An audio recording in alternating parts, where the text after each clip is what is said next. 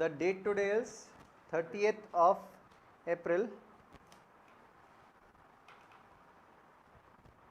Date is 30th of April.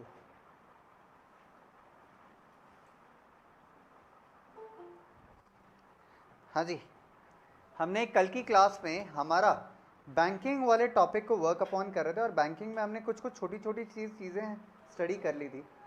आज हम उन्हीं छोटी चीज़ों को थोड़ा सा आगे बढ़ाएंगे। कल हमने हमारे क्वांटिटेटिव एंड क्वालिटेटिव इंस्ट्रूमेंट्स के बारे में पढ़ा था, that is control of credit. ये टॉपिक हमने क्यों इंट्रोड्यूस किया?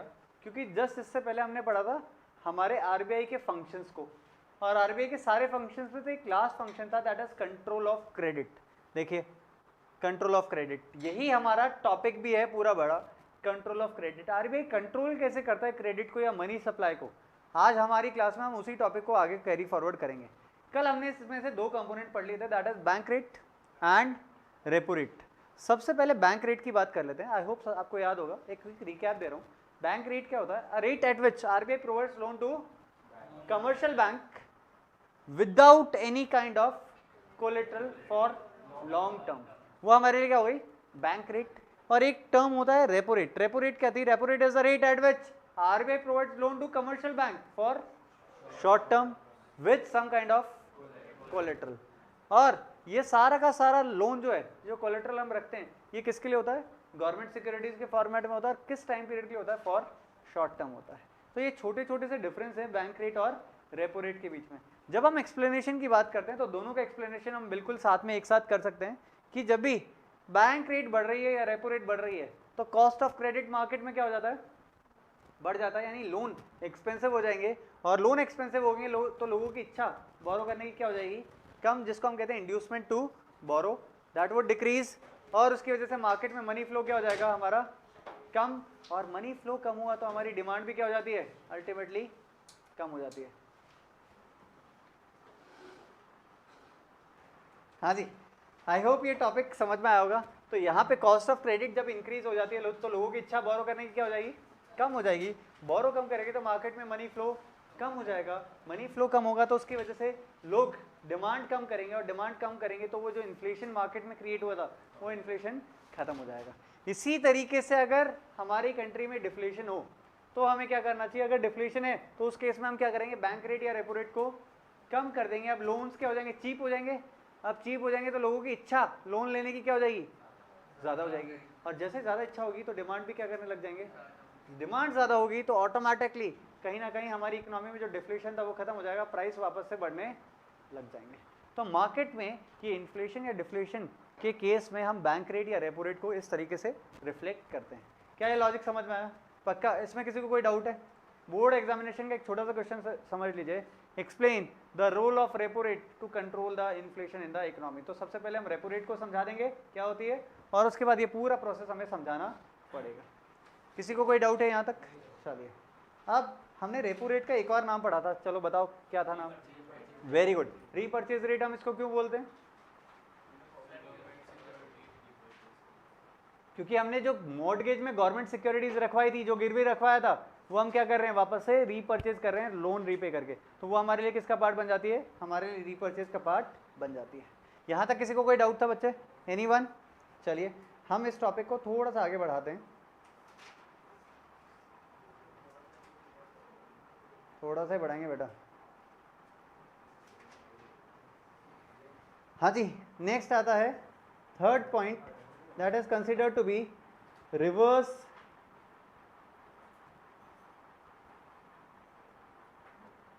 Repo rate. Reverse repo rate, या फिर इसको आसान भाषा में रिवर्स रीपर्चेज रेट भी कह सकते हैं। Reverse repurchase rate.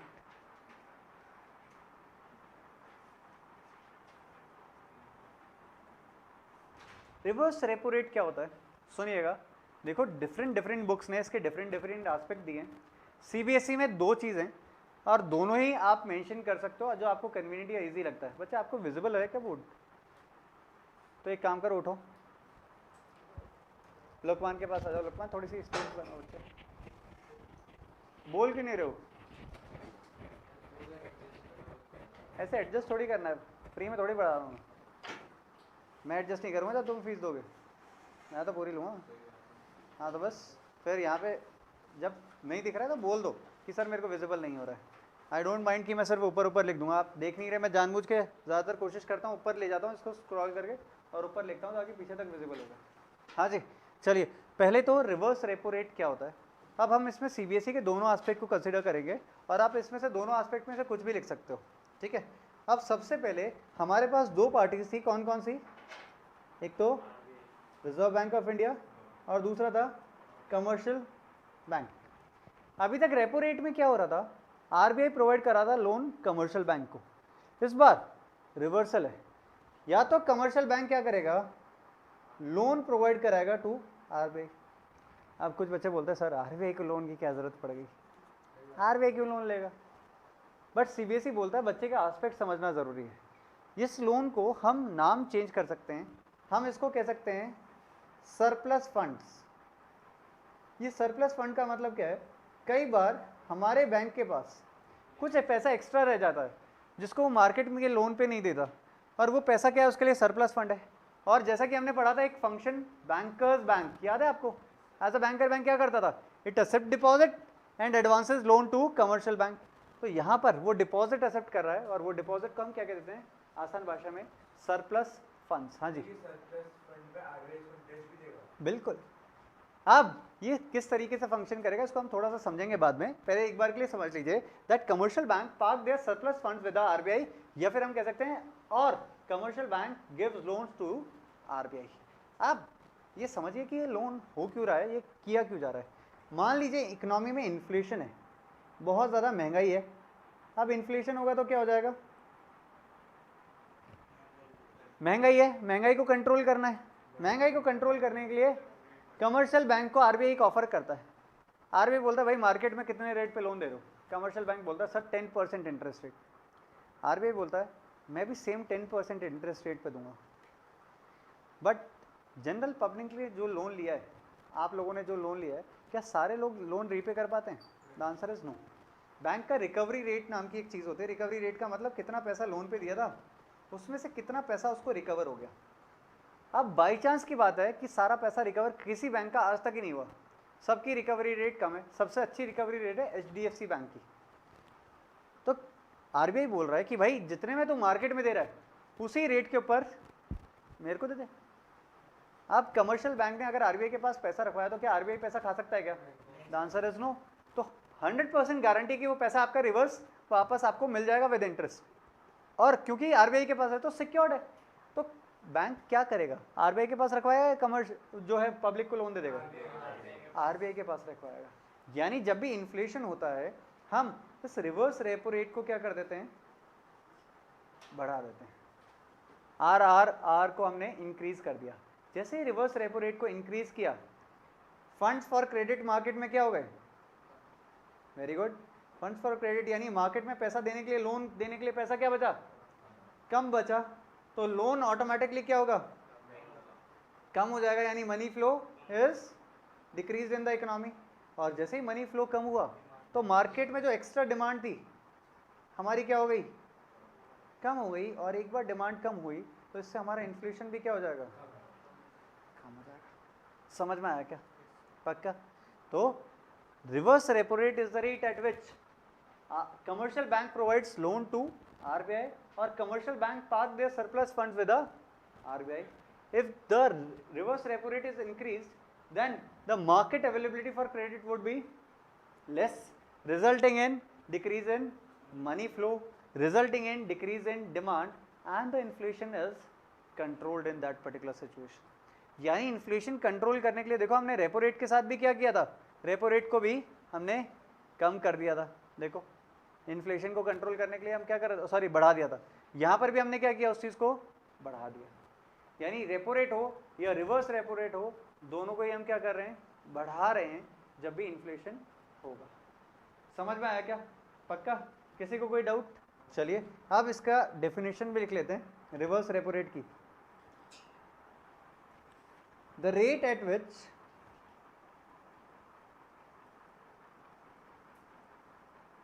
Commercial bank, मैं सीबी लिख रहा हूँ शॉर्ट फॉर्म में, commercial bank park their surplus funds, या आसान भाषा में लिखना चाह सकते हो तो आप लिख सकते हो डिपॉजिट। ठीक है, हम इतनी आसान भाषा यूज़ नहीं लेते क्योंकि उसके अच्छा इंप्रेशन नहीं जाएगा एग्जामिनेशन में, एग्जामिनर के ऊपर, तो वो अच्छा इंप्रेशन के लिए एक अच्छी लैंग्वेज भी ज़रूरी है। Park their surplus fund,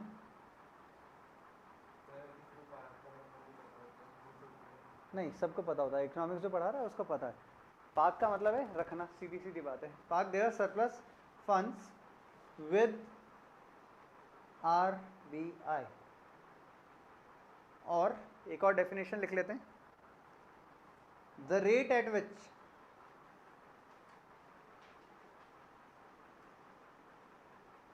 commercial bank provides loan to RBI। ये दोनों ही डेफिनेशन कंसिडरेबली करेक्ट मानी जाती हैं, इसमें से आप कोई सी भी लिख सकते हो। मैं हमेशा सजेस्ट करता हूँ फर्स्ट वाली लिखिएगा, ठीक है, क्योंकि कुछ लोग जैसा आप सोच रहे हो वैसा ही सोचते हैं कि सर RBI क्यों लोन लेगा, तो द सेम प्रॉब्लम। तो अगर ऐसा है तो आप दोनों ही डेफिनेशन लिख दो या फिर फर्स्ट वाली लिखिए, ठीक है। अब इसका एक्सप्लेनेशन भी लिखवाना क्या, इन केस ऑफ इन्फ्लेशन क्या होगा, नहीं वो आप लिख सकते हैं, एक बार इसको लिख लीजिए।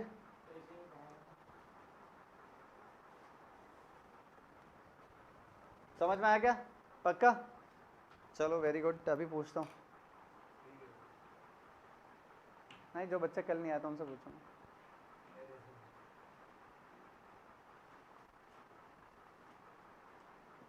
क्यों नहीं आए थे?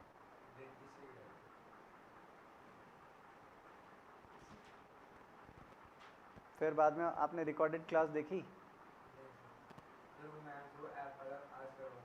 बेटा करा लो, कभी भी क्या है, मान लो एग्ज़ाम आ जाए और अचानक से तुम्हें पता चलेगा क्लास में टेस्ट है, so that you can revise, वो इसके लिए बैकअप दिया गया। वरना उसके अलावा तो मैं बैठा हूँ, मैं 20 टाइम्स तो कोर्स करा ही रहा हूँ, 20-25 टाइम्स तो अप्रॉक्सीमेटली, बट वो आपकी डिमांड के हिसाब से नहीं होगा। वो तो हम जैसे जैसे कोर्स ख़त्म करते जाएंगे उसके हिसाब से हमें जब लगेगा रिवीजन करना चाहिए, प्रायोरिटी है, हम रिवीजन कर लेंगे। तो please make sure about it, थोड़ा सा आप ये कर लो। डन?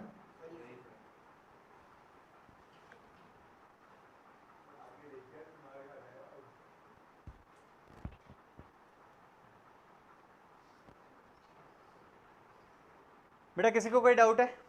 पक्का? तो चलिए एक काम करते हैं, एक बच्चा हमें रिवर्स रेपो रेट समझाएगा। हाँ जी Avenger. Black Panther. Commercial rank, अच्छा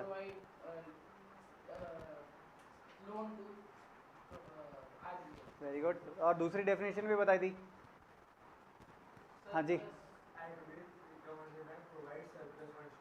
प्रोवाइड नहीं होगा, पार्क प्रोवाइड थोड़ी करेगी सरप्लस फंड।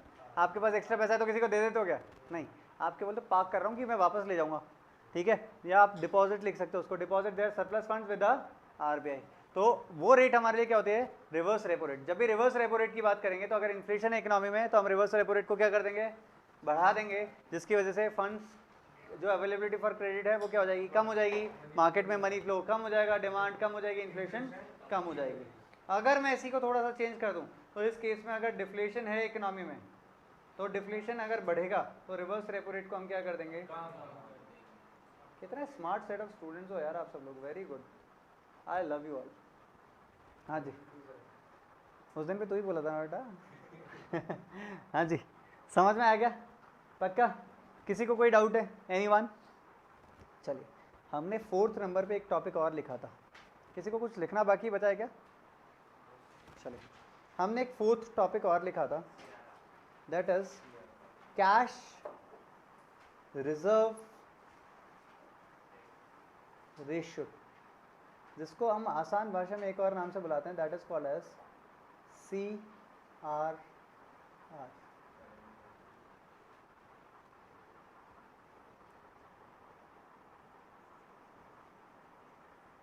इसको थोड़ा सा समझते हैं, हम ज़्यादा स्पीड में नहीं बढ़ेंगे, लॉजिकली हर चीज़ को कवर अप करते चलेंगे। बच्चे मैं आपका नाम भूल गया, एक बार याद दिलाओगे लास्ट में आप? हाँ, Kunal. So Kunal is a very smart boy. एक बार क्या हुआ, कुणाल अपनी नानी के घर गया। अब जब कुणाल वापस आ रहा था तो नानी को कुणाल पे बहुत प्यार आ गया। नानी बोली बेटा तू पहले ऑल बॉयज स्कूल में पढ़ता था तो तेरे स्कूल में कोविड हो गया है, तो क्यों ना तेरे को थोड़ा पैसा दे दिया जाए खर्चा करने के लिए, चाय पानी वो नानी देती है ना निकलते वक्त, आपको आपने देखा होगा सबकी नानी देती है। फिर आप बचपन में भोले वाले थे तो आप वो पैसा क्या करते थे? मम्मी को दे देते थे। मम्मी बोलती थी घर जाके वापस ले लेना। कभी मिला? नहीं। हमारी मम्मी तुम्हारी मम्मी सबकी मम्मी सेम है, किसी की मम्मी ने आज तक उनका पैसा वापस नहीं किया था। बेटा फिर तुम्हारी मम्मी को नानी ने ज्यादा पैसे दे दिए होंगे इसीलिए वापस कर दिया, वरना मम्मा पैसा वापस कर दे, दैट इज नॉट पॉसिबल। चलो चलो चलो बैक टू द टॉपिक। बेटा एक बार पूरा याद ध्यान दे देख, वरना मैंने एक बार वो सरदार की कहानी सुनाई थी, याद है?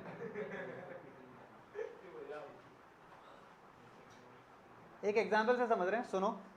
अब इनको इनकी नानी ने पैसे दिए, कितने लेटर से? ₹1000। अच्छा सोचो ना, गरीब हो क्या?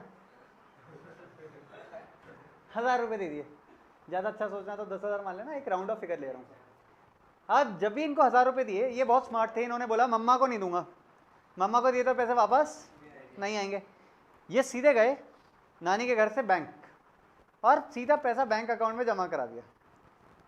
तो बैंक अकाउंट में जो पैसा जमा कराया, कमर्शियल बैंक क्या करते हैं, उससे एक काम करेंगे, लोन बांट देंगे। तो कमर्शियल बैंक कुछ पैसा इसमें से क्या कर देगा, लोन के तौर पे डिस्ट्रीब्यूट कर देगा, बट सारा नहीं करेगा। कुछ पैसा कमर्शियल बैंक को किसके पास रखवाना पड़ता है? इन the form of cash.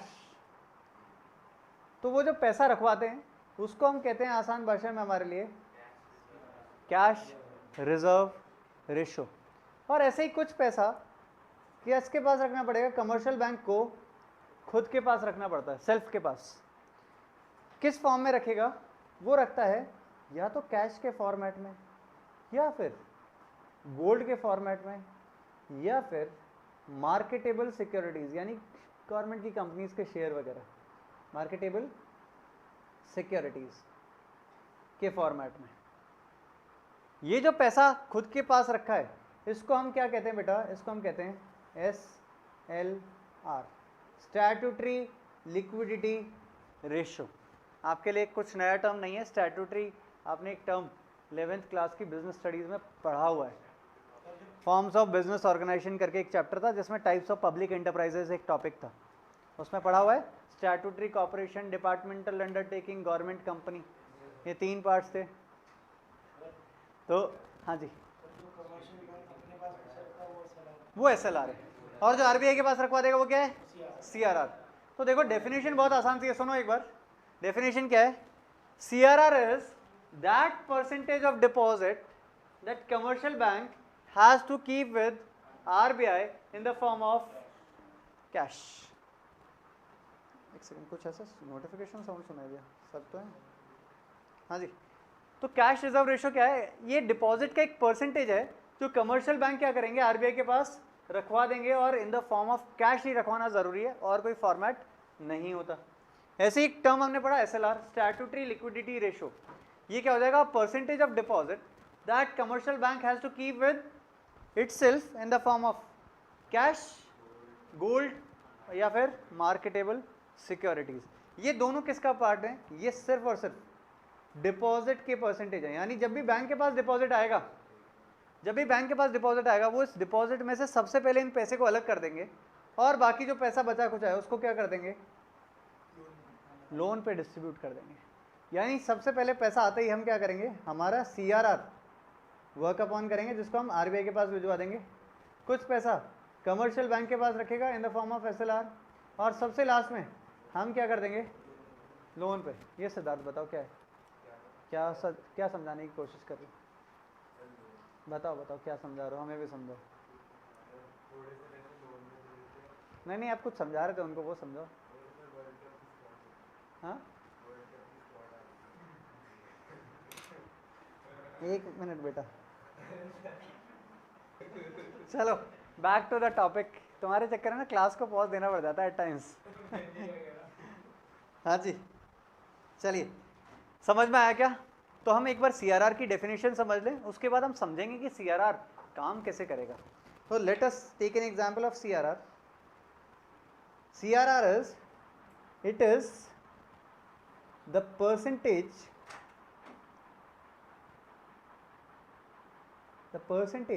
of deposit that commercial bank has to transfer to RBI in the form of cash. इस डेफिनेशन में क्या क्या टर्म्स हैं जो ज़रूरी हैं, लिखने ज़रूरी हैं? तो सबसे पहले percentage of deposit commercial bank transfer to RBI in form of cash. ये कुछ की टर्म्स हैं, अगर ये नहीं होंगे तो आपकी डेफिनेशन अधूरी है। एक बार बोर्ड एग्जामिनेशन में एक MCQ क्वेश्चन आया था, जब वो चल रहा था, याद है आपको, वो फेज़ लॉकडाउन वाला, तब टर्म 1 टर्म 2 वाला आया था। तब उस साल एक क्वेश्चन आया था कि CRR को किस फॉर्म में RBI के पास डिपॉजिट कराना कंपलसरी है। नाम में ही है कैश रिजर्व रेशो, बट बच्चे फिर भी गलती करिए। आपको पता होना चाहिए की टर्म्स हैं, ये आपके काम आएंगे ही आएंगे, ठीक है। ऐसे ही मैं पहले SLR समझा रहा हूँ, फिर मैं इन दोनों को कंबाइंडली एक्सप्लेनेशन करूँगा, क्योंकि दोनों एक साथ ही एक्सप्लेन हो सकते हैं, जैसे बैंक रेट और रेपो रेट हुआ था। हमारा फिफ्थ पॉइंट ऑफ कंसिडरेशन आ जाएगा, दैट इज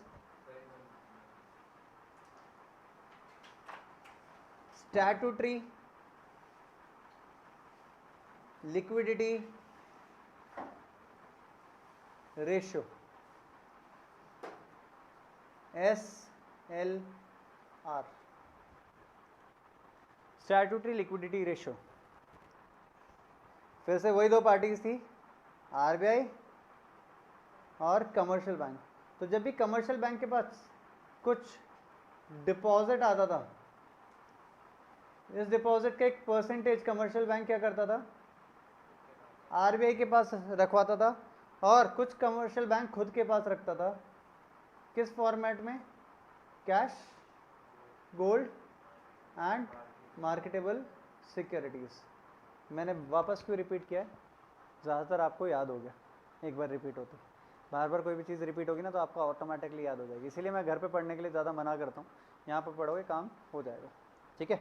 हाँ जी, तो अब इसकी डेफिनेशन लिख लेते हैं। आप में से कोई बोल के समझाएगा? एक बार डेफिनेशन खुद से बना सकते हो? कुशाग, डेफिनेशन।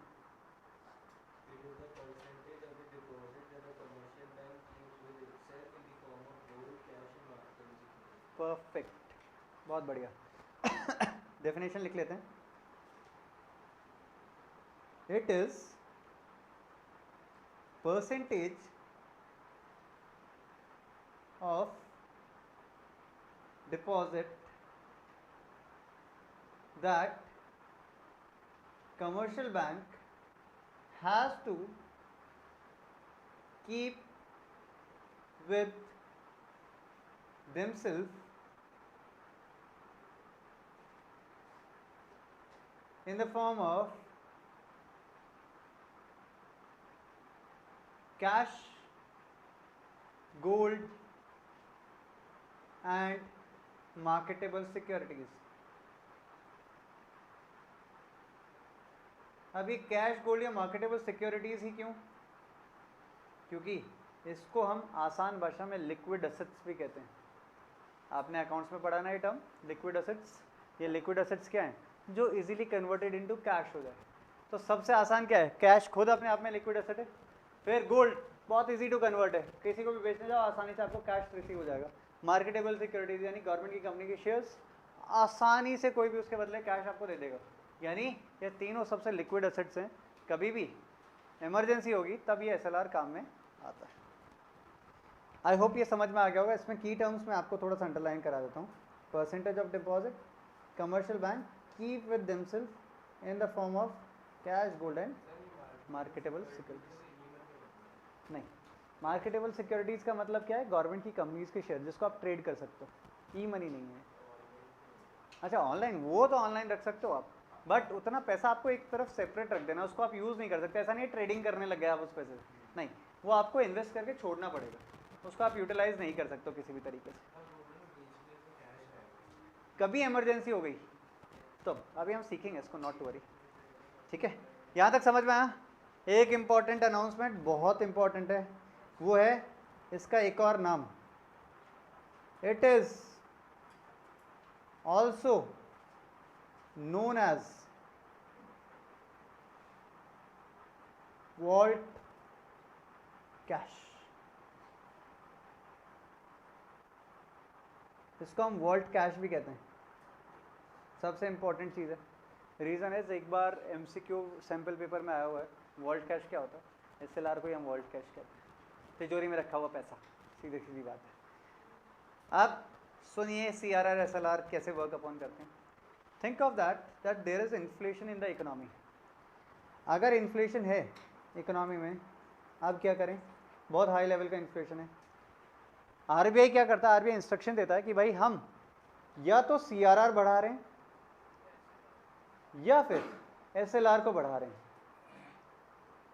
अब ये क्या है, परसेंटेज ऑफ डिपॉजिट है, जिसको हम लोन देने के लिए यूज नहीं कर पा रहे, अपने पास अलग से संभाल के रखना पड़ेगा। तो अगर लोन देने के लिए यूज नहीं कर पा रहे तो अमाउंट फॉर क्रेडिट क्या हो जाएगा, वेरी गुड, तो अमाउंट ऑफ क्रेडिट अवेलेबिलिटी क्या हो गई, कम हो गई, तो मार्केट में मनी फ्लो क्या हो जाएगा अल्टीमेटली। और अगर एक बार मनी फ्लो कम हुआ तो उसकी वजह से डिमांड कम हो जाएगी, एक बार डिमांड कम हुई तो इन्फ्लेशन भी क्या हो जाएगा, कंट्रोल में आ जाएगा। यानी ये जो सीआरआर और एसएलआर है, इसको हम आसान भाषा में एक और नाम से कंबाइंडली बुलाते हैं, that is called as block money. Block money, block का मतलब क्या है, पैसा ब्लॉक हो गया, इसको मैं लोन देने के लिए यूज नहीं कर सकता, ये वो ब्लॉक मनी है, ठीक है। हाँ बना लो ना, बना लो।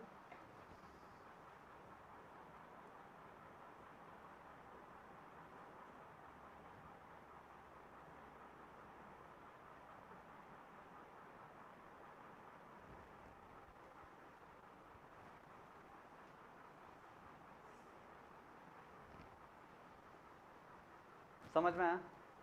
तो हमने सीआरआर और एसएलआर को एक साथ कंबाइन करते हुए समझ लिया।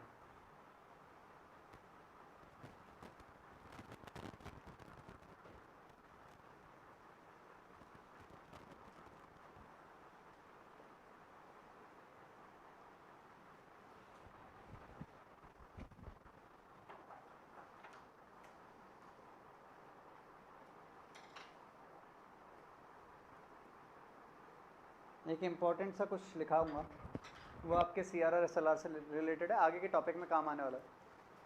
सीआरआर प्लस एसएलआर, इन दोनों को मिला के हमारे यहाँ पे हम बोलते हैं एल आर आर।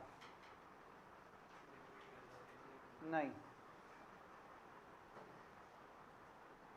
इतना आसान थोड़ी भाई, इसको हम बोलते हैं आसान भाषा में लीगल रिजर्व रेशियो।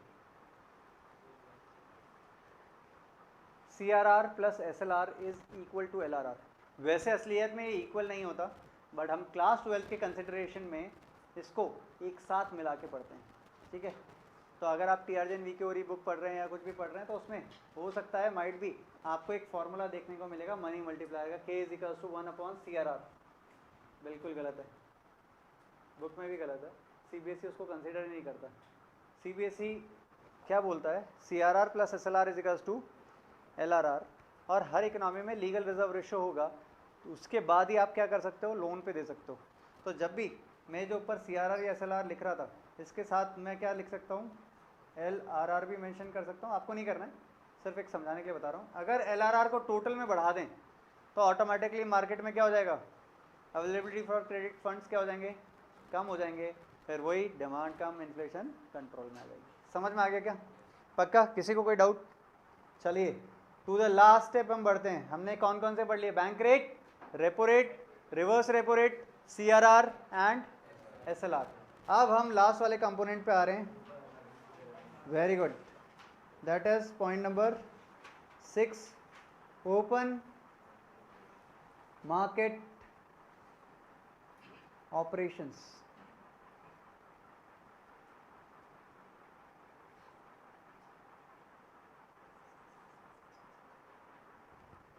बहुत आसान सी चीज़ है, पहले सिर्फ समझिएगा, उसके बाद हम लिखने का काम करेंगे सारा। Let us say there are two parties that are involved in a particular transaction. अब हमारी हमेशा पार्टीज कौन कौन सी होती थी? कमर्शियल बैंक और आरबीआई। यहाँ पर भी सेम है। यहाँ क्या होता है, ओपन मार्केट ऑपरेशंस में आरबीआई के पास कुछ सिक्योरिटीज़ रहती हैं, यानी कंपनी के शेयर रहते हैं। किसके नाम पे रहते हैं? President of India. मैंने आपको बताया भी था, प्रेसिडेंट के नाम पे रहते हैं। तो जो प्रेसिडेंट के सारे शेयर हैं वो किसके पास हैं? गवर्नमेंट के पास है। अगर किसी पॉइंट ऑफ टाइम पे गवर्नमेंट को लगता है देयर इज इन्फ्लेशन और डिफ्लेशन इन द इकोनॉमी, तो वो क्या कर सकते हैं? इन्हीं शेयर को या तो मार्केट में बेच सकते हैं या फिर खरीद सकते हैं। तो आरबीआई क्या करता है, गवर्नमेंट सिक्योरिटीज़ को, सिर्फ गवर्नमेंट सिक्योरिटीज़, प्राइवेट कंपनी का नहीं ले सकता, गवर्नमेंट सिक्योरिटीज़ को बाय कर लेगा या फिर सेल कर देगा। किसको करता है ये इंपॉर्टेंट है? कमर्शियल बैंक्स को। वो केस हमारे लिए क्या है? ओपन मार्केट ऑपरेशंस का है। कुछ बुक्स ने इसके बारे में कुछ नहीं कहा कि किसको बेचेगा खरीदेगा, आप चाहे तो उसके बारे में कुछ नहीं कहिए, चॉइस इज फुली योर्स। बस ये ध्यान रखना है, आरबीआई बाइज और sells the government securities on the behalf of government. वो हमारे लिए क्या है? ओपन मार्केट ऑपरेशंस का पार्ट कंसीडर किया जाता है। समझ में आया क्या? चलिए एक बार इसको एक डेफिनेशन लिख लेते हैं, फिर इसके बाद का एक्सप्लेनेशन हम सीखेंगे।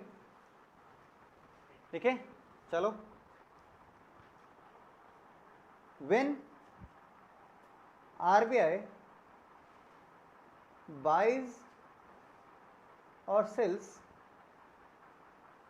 the government securities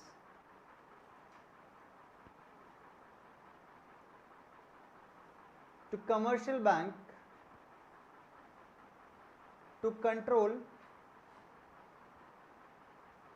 the flow of money, या फिर क्रेडिट भी लिख सकते हो।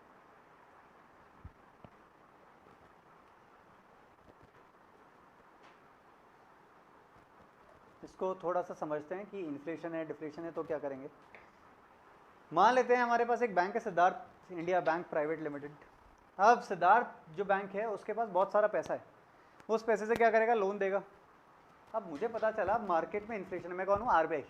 मुझे पता चला मार्केट में हाई लेवल ऑफ इन्फ्लेशन है, महंगाई है, तो मुझे क्या करना है? किसी भी हालत में इसकी जेब में पैसा कम करना है। कैसे करूँगा कम? मेरे पास कुछ शेयर्स बढ़े हैं, मैं सेल कर दूँगा। अब जैसे सेल करूँगा उनके मन में लालच आएगा कि गवर्नमेंट की कंपनी का शेयर है, इतना सस्ता मिल रहा है, ले लो। जैसे वो शेयर्स खरीदेंगे तो उनकी जेब में पैसा क्या हो जाएगा? अब वो मार्केट में लोन भी क्या दे पाएंगे? फिर मनी फ्लो कम, डिमांड कम, इन्फ्लेशन। कितना स्मार्ट सेट ऑफ स्टूडेंट्स हो यार आप सब लोग, वेरी गुड। समझ में आया क्या? पक्का? तो जब भी हमारी इकोनॉमी में इन्फ्लेशन होता है, आरबीआई क्या कर देगा? सेल कर देगा। तो इसको थोड़ा सा समझा देता हूँ आपको। जब भी इन्फ्लेशन है बहुत हाई लेवल का, तो आरबीआई सेल करेगा किसको? गवर्नमेंट सिक्योरिटीज़ को सेल कर देगा। तो उससे क्या हो जाएगा? मार्केट में मनी अवेलेबल फॉर क्रेडिट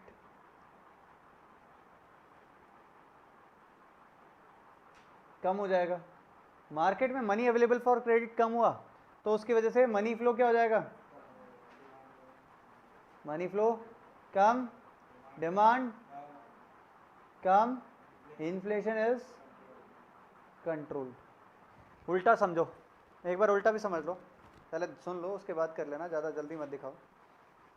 अगर इकोनॉमी में डिफ्लेशन हो यानी मंदी हो, तो आरबीआई बोल रहा है अरे यार सिद्धार्थ बैंक के पास तो पैसा ही नहीं है, सिद्धार्थ तुम्हारे पास कोई गवर्नमेंट की सिक्योरिटीज पड़ी हैं? सिद्धार्थ ने बोला हाँ। आरबीआई बोलेगा एक काम करो मेरे को दे दो, मैं तुमको इसके बदले पैसा दे देता हूँ। तो आरबीआई क्या कर लेगा इस केस में? बाय कर लेगा। किसको? गवर्नमेंट सिक्योरिटीज़ को बाय करेगा तो ऑटोमेटिकली उनकी जेब में पैसा बढ़ेगा, तो मार्केट में credit money flow, deflation, demand, deflation खत्म हो जाएगा। ठीक है, समझ में आया क्या? पक्का? एक बार इसको लिख लीजिए।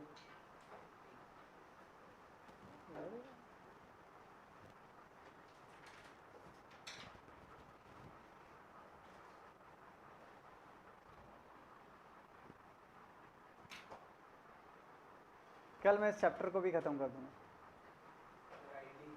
अरे रुको, हाँ आईडी लेंगे, उसके बाद रिवीजन तो कराऊंगा ना एक बार।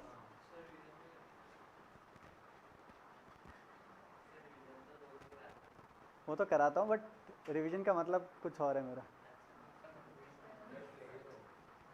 अब तो हमारे पास बहुत बहुत बेस है। हाँ, सुनता तो तेरे को पता है मैं किसी की नहीं हूँ।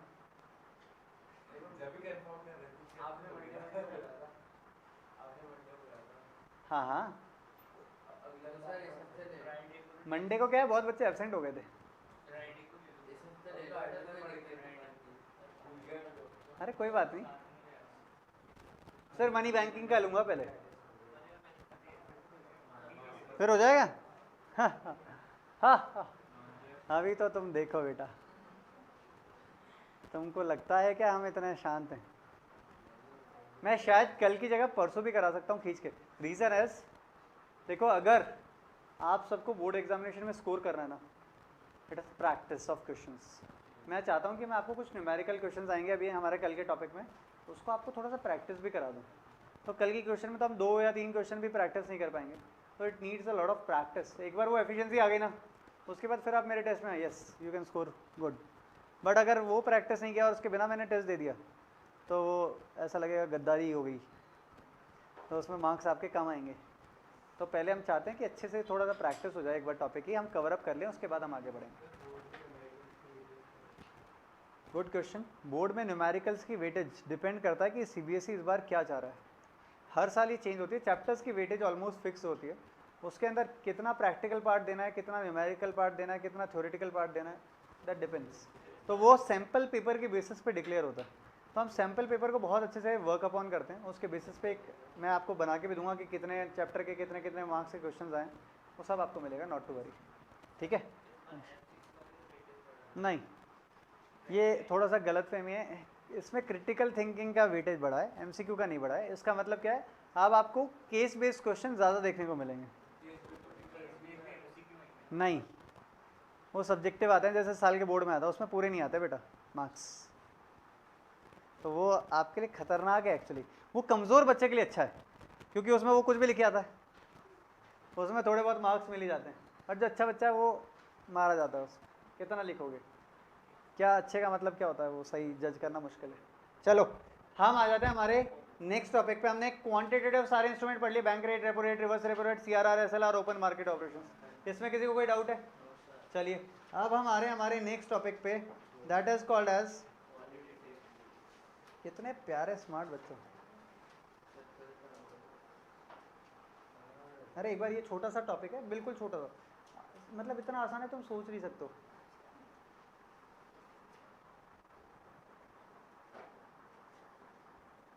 इसको हम कहते हैं क्वालिटेटिव इंस्ट्रूमेंट्स या फिर टूल्स।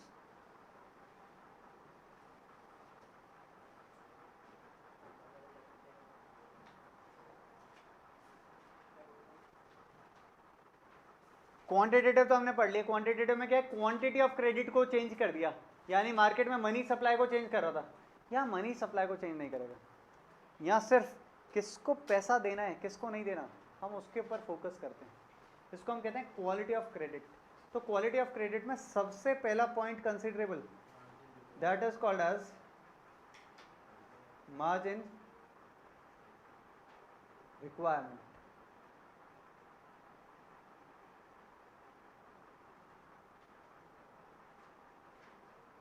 क्या होता है ये मार्जिन रिक्वायरमेंट? सिद्धार्थ कुछ पता है? कुशाग? नहीं, उसने पन्ना पलटा था। अरे आई मीन टू से, उसको बहला रहा हूँ भाई, बहलाने नहीं देता, वो दुखी हो जाएगा कि तू पढ़ के आ गया। मैंने बताया था ना, 3 इडियट्स मूवी बिल्कुल सही बनी थी। आप कभी खुश नहीं होते दूसरे के सक्सेस को देख के, बट अगर दूसरा बहुत ही ज़्यादा सक्सेसफुल हो जाए तो आपका दोस्त सबसे ज़्यादा दुखी हो सकता है। वो देखा था ना जब वो रैंक आ जाए फर्स्ट टाइम, तो ये ह्यूमन बिहेवियर के बारे में उन्होंने पहले दिन कुछ जाना था कि इंसान दुखी तब होता है जब उसका दोस्त फेल हो जाए, बट सबसे ज़्यादा दुखी कब होता है? जब उसका दोस्त टॉप कर जाए। तो that is a human behaviour, trust me. तो आप अपने मार्क्स नहीं देखते, आगे देखते हो कि दोस्त मेरे से कितना ज़्यादा या कम लेके आया।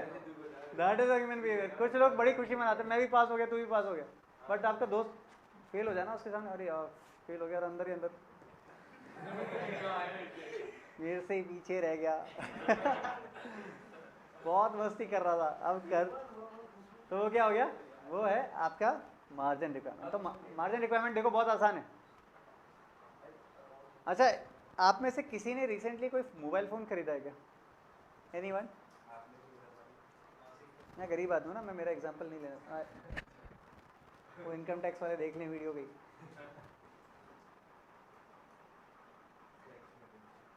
नहीं नहीं, वो कॉल आ रहा है बेटा जी, इसमें फ्लेक्स करने का क्या है। हाँ जी, मार्जिन रिक्वायरमेंट क्या होता है समझ लेते हैं। लेट अस से आप बैंक के पास गए कि बैंक मेरे को एक घर खरीदना है जिसकी वैल्यू है 1 करोड़ रुपए। अब बैंक क्या आपको 1 करोड़ रुपए का लोन देगा? The answer is no. Bank क्या करता है? बैंक बोलता है भाई 20% पैसा आप दे दो, जिसको वो आसान भाषा में क्या बोलता है? सुना है क्या ये टर्म? कितने स्मार्ट हो। अब एक बात बताऊं, यही डाउन पेमेंट को इकोनॉमिक्स में मार्जिन रिक्वायरमेंट कहते हैं। टीचर्स आपको नहीं बताएंगे, मैं समझा रहा हूँ आपको। इसी मार्जिन रिक्वायरमेंट को हम क्या कहते हैं? Down payment. अब आपको डाउन पेमेंट सबको पता है, बाकी बचा कुचा क्या हो जाएगा? आपको लोन मिल जाएगा। तो डाउन पेमेंट या मार्जिन रिक्वायरमेंट की डेफिनेशन क्या हो गई? It is the difference between the value of asset and the loan provided against it. छोटी सी डेफिनेशन है।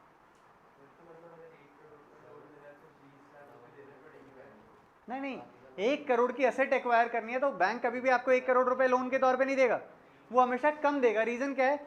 आपकी एसेट की वैल्यू हो सकता है डिक्रीज हो जाए, हो सकता है इंक्रीज हो जाए, तो पूरा अमाउंट कभी भी लोन पे नहीं देता। वो बोलता कुछ मैं मार्जिन रखता हूँ ताकि आप अपनी जेब से चुका सको। ये सिक्योरिटी मान लो कि वो सेफ होना चाहता है कि भाई अगर एसेट की वैल्यू कम हुई, भाई तुमने नहीं दिया तो भेज दूंगा, इतना पैसा तो रिकवर हो ही जाएगा 80%। अगर लग रहा है बैंक को नहीं तुम थोड़ा सा रिस्की ज़्यादा हो, तो उस केस में वो तुमको 80% लोन नहीं देगा, वो तुमको 70 देगा या 60 देगा। वो डिपेंड्स कि वो किसको लोन दे रहे हैं। तो हर किसी को 80% लोन भी नहीं मिलता। आपकी सिविल रेटिंग, वो सिविल स्कोर वगैरह कोई कुछ बोल रहा था ना, क्रेडिट स्कोर, ये उस पर डिपेंड करेगा। ठीक है, तो मार्जिन रिक्वायरमेंट की छोटी सी डेफिनेशन लिख लेते हैं। It is the difference between the value of asset and loan provided against it.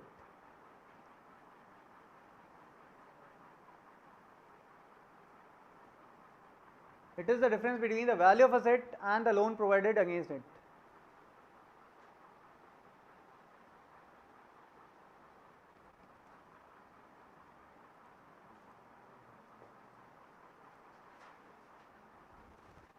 ध्रुव आया, जयविन आया, नवीन, अच्छा लोकेंद्र आ गया।